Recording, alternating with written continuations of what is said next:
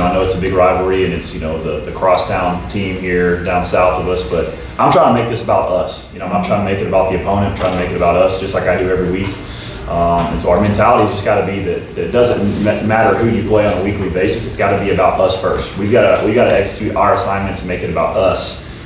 Clearly we got to understand schematically what they're doing and understand their personnel and all that, but at the end of the day, it comes down to us doing our job and playing our football how we're supposed to play it. And so that's really been my message going into it, and trying not to make it bigger than just a football game.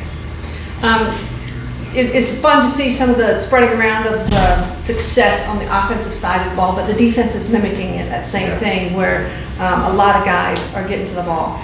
Yeah, no, it's an offensive world. Football is, and so those guys usually get more of the hype, more of the social media love, all this stuff. But defense is playing really, really well, and I think that it started with us stopping the run first. We've done a really good job these first 2 weeks of stopping the run, and that's been huge. You can stop the run. That's going to take some pressure off your secondary and some stuff like that. And those guys are playing well. I'm extremely pleased. I'd like to still get a little bit more pressure on the quarterback and get some takeaways. But other than that, I've been proud of those guys. They're flying around. We're a physical football team. We play physical on defense, and I think that showed. And we got a lot of guys, like you mentioned, running around making plays, and hopefully we'll continue that. Coach, you had, I wasn't here the other night. I didn't get a chance to ask you. We were following around hoping that somebody was going to get you with the cooler, but I heard that they got you in the locker room. Can you just share a little bit about that experience, your first ice bath? Yeah, no, I didn't. I don't know where I didn't get the ice bath. I had some water thrown on me from some water bottles, but I didn't get the full ice bath. No, but it super special. Clearly, your first one. Again, I hit on the fans, and the student section was awesome. It's always the more the merrier. And so the more people you can have involved in a win, always makes it better. And really cool just going to the locker room and seeing everybody fired up. And getting the congratulations from President Hasner and Brian White, and it was a lot of fun. And again, just being able to get that first one under your belt. And again, it didn't really hit me until I saw my family on the field, because you're just always trying to get to, as a coach, you're trying to get to the next thing. Okay, hey, we win. All right, go shake Coach Colsey's hand. All right, now let's get over here to the band to sing the fight song. And so it doesn't hit you until you really hit you. When it hit me, it was a lot of fun, and we celebrated as a team in there, and it was great.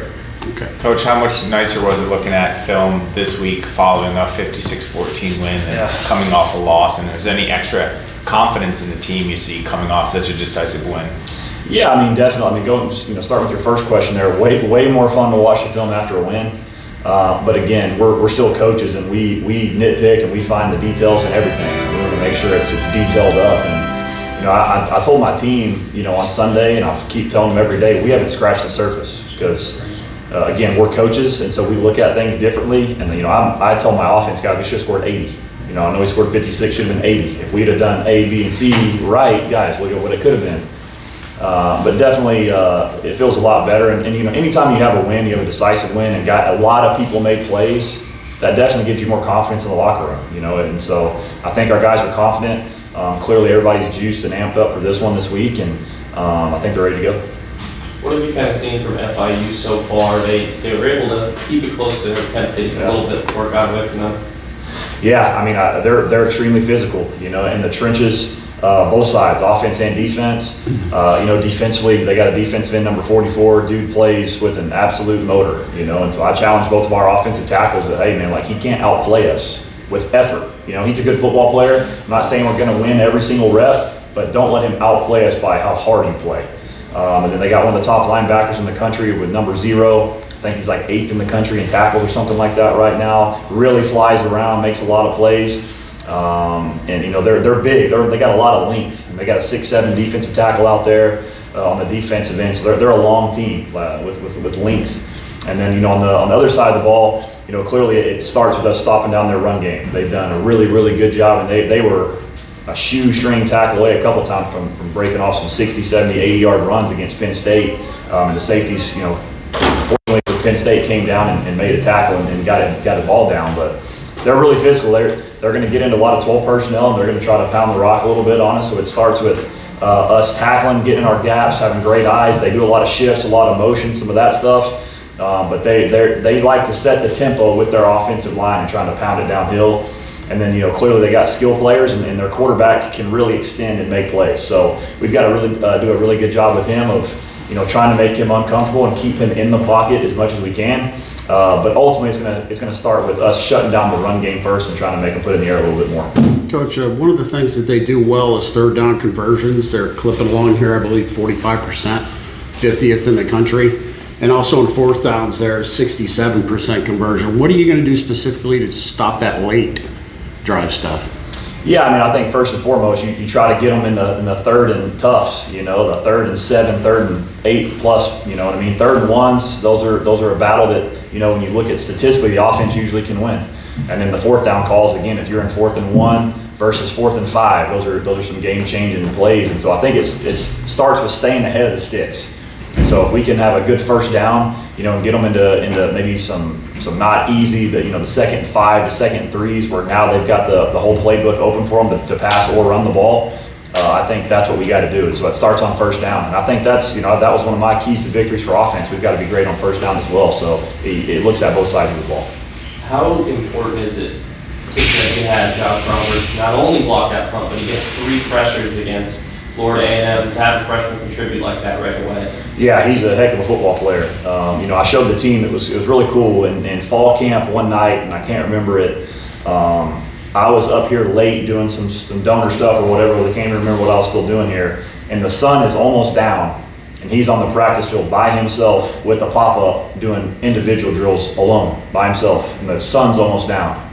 And I took a picture and I sent that to the team, and I just said, this guy loves football, and he's going to contribute. He's going to help us this year. So it starts with his love for football, his work ethic, and man, I think I told you guys a couple times he wasn't going to redshirt, and I knew he was going to make an impact for us. And then for him to be a true freshman, come in and block that punt was really cool. Between him, Brandon, and Zion, you have a bunch of freshmen contributing. Is that kind of like a refresher a little bit in today's portal-centric world, that you still got to focus a little bit on high school, seeing what they're able to do for you right away? Yeah, absolutely. Again, I still continually want to try to develop this team as much as you can through high school. Now, again, you can't go 100% high school in the world we live in, but you want to get guys that can play right away. And I tell even when I recruit high school kids now, I tell them, with the transfer portal, there's no plan to redshirt anymore, and it'll be interesting to see anyway if the NCAA, they're talking about going to 5 years of eligibility regardless. And so if you got guys that can play and help you, let's play. There's no point in not playing, because just the world you live in right now, you want guys that can come in and play. And just those 3 guys. We got more. We got Robert Lee and Hector Chavez playing a lot of special teams for us, and again expecting more guys that continue to contribute as we go. Speaking of special teams, the kickoff return and the punt return game, top 50. I don't remember that for quite some time. Maybe Katrina could offer some timing on that, but you have to be pleased with that. Yeah, I am. And it's, again, I'm a coach, so I go back to all the nitpicking. You take a couple of those punts away at the first game, our punt return as well. Punt returns, we should be a lot higher on punt return overall too. We let a couple balls hit the ground that bounced in favor for Maryland, and that's some of the stuff we got to take away. But I've been on record saying it. I think Coach Skuvenek's one of the best in the country at what he does. He always comes with a great plan. And again, our guys are executing what we're asking of them. And I've, again, since I've been here, harped on special teams, because you can create game-changing plays. And we had 2 of those this past week. Week 1 we had a couple big kick returns, so we got to keep doing that. And again, extremely proud of where those guys are. And I think if you ask Coach Scoop, he'd be frustrated, because I know he wants to be a lot higher than just top 50 for sure.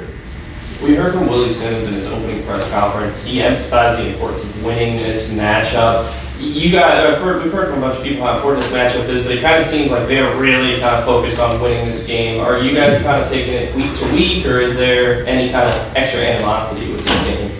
I wouldn't use the word animosity, no. Again, I told the team, I said, it's a big game because the Owls are playing in the game. That's the way I look at it. That's my mentality. And so every game we played last week was a huge game, because we're playing a football game here against FAMU, and we're playing it. This week's a big game because we're playing in it down in Miami against FIU. I'm trying to make it about us. I want this team to focus on us doing our job. And yeah, I mean, again, I'm not naive. I know it's a big rivalry, and we've had the upper hand in the series. I think 17-4 or something like that. And so we're not. I think nobody's naive to the fact that it's a rivalry. It's a big game. There's a trophy on the line and all that stuff. But I'm just trying to take it day by day and get our guys to focus on being us, and definitely wouldn't say the animosity is there, at least from my standpoint, for sure. And from that game specifically, I forgot to ask after the game, was there any injuries that came out of that? No, I mean, we have some, again, we play physical football, so we had some guys with some nicks and some bruises and stuff like that, but as of right now, we shouldn't have anybody miss the game.